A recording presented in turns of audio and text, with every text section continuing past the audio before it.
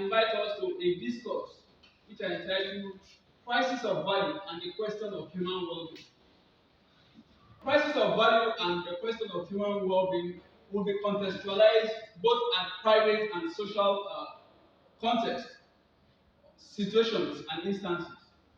We remember precisely that in the history of Nigeria, particularly 1967 to 1970, Nigeria experienced the Civil War, during which many people, citizens or not, were killed. And my question to that is, what did Nigeria consider as its priority? The territory called Nigeria or the people, the lives of the people? In 2019, the world experienced SARS-CoV-2, which I describe as experimental pandemic. It resulted from scientific experimentation. My question after that investigation is, what is the priority of science? Experimentation of human well-being. We know cases where medical practitioners engage or cause injuries and death of patients. What should be the priority of medical practitioners? Amassing, acquiring wealth, or the well-being of humanity? We know in our academic institutions that academics are involved in malpractices and falsification of results. What is our priority in that context? Acquiring resources or doing what is appropriate? And very common in the recent time, we know of how legal practitioners justify injustice. What is their priority? To endorse injustice or to acquire resources. All of these instances characterize and demonstrate crisis of value. But before we know what crisis of value is exactly, we can also conceive or conceptualize value. Value I consider as standards or principles that inform and guide human action and decisions, of course. They are both personal and social. But values are relational. It means that individuals and groups have their relative values depending on your needs, depending on your goals, and depending on your priorities. So those factors determine the values that we adhere to and pursue. Now, going back to crisis of value, three conceptions are appropriate on the crisis of value. One, misplacement of priority, which diminishes the possibility of excellence.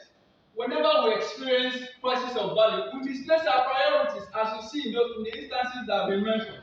Secondly, pursuit of instrumental values as ends in themselves rather than as means to ends, through vicious means particularly. Value is contextually positive, but when we pursue values through vicious means, that is about crisis of value. Thirdly, I conceptualize crisis of value as transformation of values to prioritize private interest above common interest.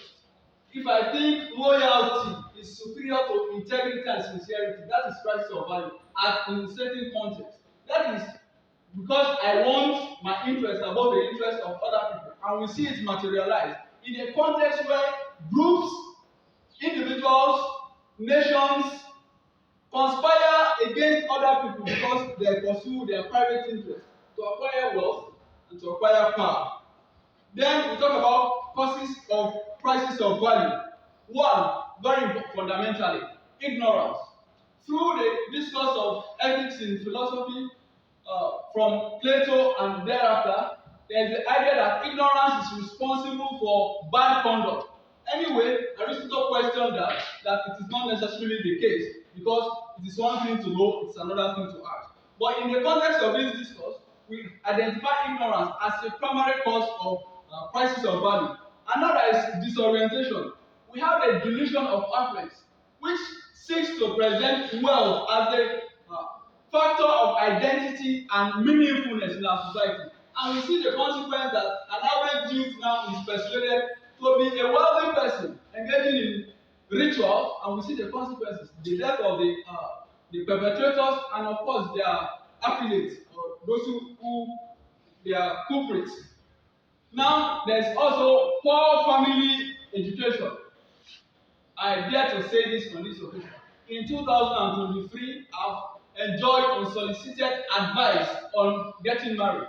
The people who advise me are interested in my marital status, not my capacity to be a married man, not my capacity to be a father, not my capacity to be a responsible husband.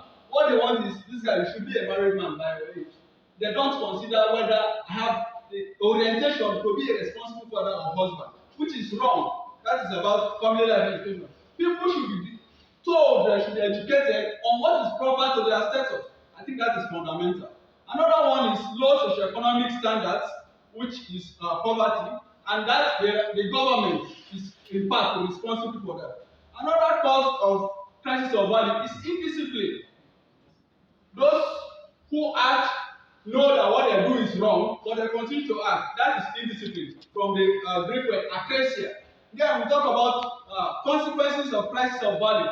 One of them is social crisis and conflict. People fight at individual level and at communal level. There's social distrust. Citizens fail to repose confidence anymore in the government, and children fail to repose confidence in their government because they feel they have been deceived by the supposed leaders.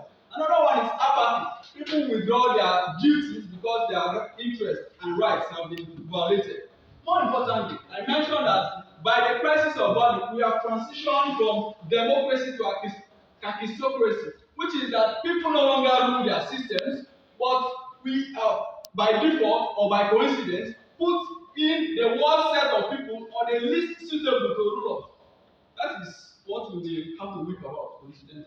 And fundamentally, another consequence of crisis of value is human perdition. There is pain, there is dissatisfaction, there is death almost everywhere. Solutions and proposals. One, reformation in education and governance. As we are teachers, we have the obligations to be examples to our students. Government has the obligation to be examples to their followers. Parents have the obligation to be examples to their children. Reconstruction of the hierarchy of values. We cannot situate wealth as the first in the hierarchy of values because we see the consequences already in our society. So I theorize or I'm of the opinion or opine that we should reconstruct the hierarchy so that human well-being is the ultimate end to which our activities must aim. It is in that sense that we may consider this paper relevant. Two, we talk of value orientation and creation. We also talk about reconstruction of well-being fundamentally. Reconstruction of well-being as I concede to what Aristotle theorized, that human well-being should be the goal. I propose human well-being because it will be able to let us go beyond our private interest to a general interest. And when we do that, we secure humanity. Thank you.